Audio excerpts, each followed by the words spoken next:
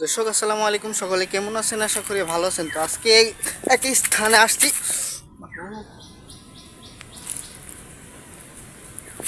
যাই হোক, যে স্থানে আসছি এখন আপনারা দেখতো জায়গাটা খুব সুন্দর লাগবে, মানে গ্রামীণ পরিবেশের একটা সৌন্দর্য একটা জায়গা। এই জায়গাটা আপনারা না দেখলে বিশ্বাস করবেন না।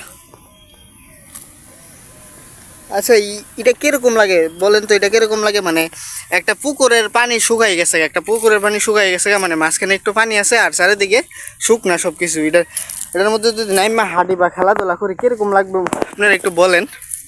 মানে আমার কাছে কিন্তু অসাধারণ লাগতেছে এই জায়গাটা। মানে সুন্দর একটা পরিবেশ, মাটিগুলো এখনো নরম আছে, কিন্তু কিছুদিন যাব মানে রৌদ্র যদি উঠে তাহলে মানে শুকাই যাবো একদম। শুকাই গেলে না কিন্তু খেলাধুলা করলে ওসাম লাগবো। সুন্দর একটা পরিবেশ। গ্রামে যারা থাকে আসলে গ্রামের সম্পর্কে তারা বুঝবে। তো একটা জায়গা যেতেছি যে জায়গার মধ্যে সুন্দর সুন্দর ফুল আছে, মানে এটা হচ্ছে আমাদের মানে জগন্নাথপুরের আকাশ মেম্বরের পুকুর পাড়। এটা হচ্ছে আকাশ মেম্বরের, এই পুকুর পাড়টা হচ্ছে আকাশ মেম্বরের, মানে সুন্দর, খুব সুন্দর একটা পুকুর পাড়। তো এই পুকুর পাড়ে আসছি আমরা এখন একটু কাজে আসছিলাম, বলতে ঘুরতেই ধরতে গেলে ঘুরতেই আসছি। ওই যে দেখেন ফুল, হয়তো বা ক্যামেরাতে বোঝা যায় না, কিন্তু ফুলগুলো অনেক সুন্দর। এই যে নিচে পড়ে আছে, আপনাদেরকে দেখাইতেছে ফুল। এই যে এই ফুলটার গাছ আমার মাথার উপরে, খুব সুন্দর একটা ফুল। এই পুকুরের মধ্যে একবার মাছ ধরছিলাম, আমার মন আছে মানে সেরা মাছগুলা। ছোট ছোট মাছ অস্থির লাগে খাইতে, যে এমন স্বাদ, ধরতে এমন ভালো লাগে। সবাই জানে মাছ ধরার মধ্যে কি মজা, একটা আলাদা অন্যরকম একটা মজা লাগে মাছ ধরতে। তো আমি পুকুরে আছি, পুকুরে এই যে মাছের খাওয়ান দিয়ে রাখছে। আর এই পুকুর পর যে সাপ, হ্যাঁ, জি মিলে সাপটা হ্যাঁ, ঠিক আছে, জি মিলে সাপটা হ্যাঁ, মানে সাপ ওই কি জানি একটা মাছ মনে হয়েছে। হ্যাঁ, এটা পাইছি আমি, বড় বড় সাপটা। এই সাপ দেখলে মানুষ অজ্ঞান হয়ে যাবো গা, জি মিলে সাপটা। আমরা একবার, আমার মন আছে না, মানে মেম্বারের কাছ থেকে ইয়া খাইতাম হয়েছিলাম, পেয়ারা খাইতাম হয়েছিলাম। তো পেয়ারা গাছে যে উঠছি,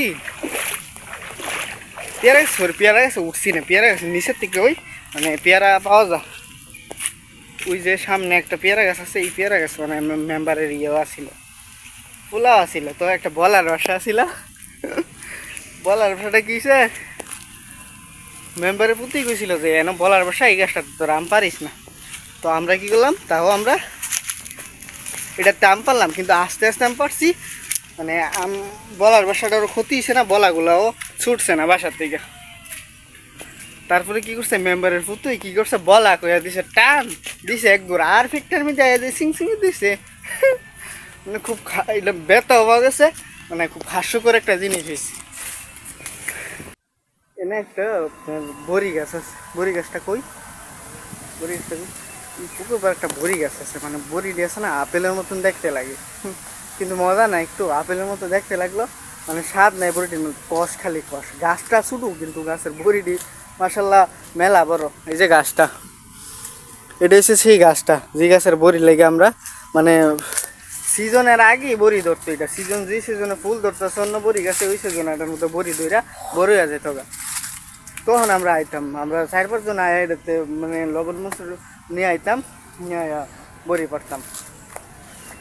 মানে লবণ মরিচটা খাইলে ভালো লাগতো, কিন্তু এমনিতে খাইলে কষ্টি, মানে যে কষ্টের বিষয় হয়েছে গাছ। এতগুলো আম গাছ আছে, হ্যাঁ, এত আম গাছ থাকতেও কি একটা আম ধরছে না। এটার মতন কষ্টদায়ক জিনিস আছে, মানে রিজিক একদম নাই মানুষের, রিজিক আল্লাহ মনে হয় উঠাই দিছে মানুষের। মানে মানে এইসবের কারণেই মানুষ তো কী করে না করে, মানুষ কোনো কিছুতে সন্তুষ্ট থাকে না, হয়তো বা এই কারণে রিজিক উঠাই দিছে আল্লাহ, কোনো মানুষের রিজিক রাখছে না। কারণ জিলার গাছ হিলা কিন্তু আম খাইতে আইও না, হিলা বাড়িতেও খায় না। এবার বাড়িতে আসে, কিন্তু সবসময় বাড়িতে থাকে মানুষ আম টাম খা, কিন্তু এবার ওই আম হয়েছে না যে খাওয়ার মতন আম। তারপরেও মনে হয় কিছু গাছে আম আইছে, কিন্তু পুরোটা পুকুর পার মনে হয় না আম আইছে, মানে দেখতেছি না একটা আম গাছ আম ধরতে।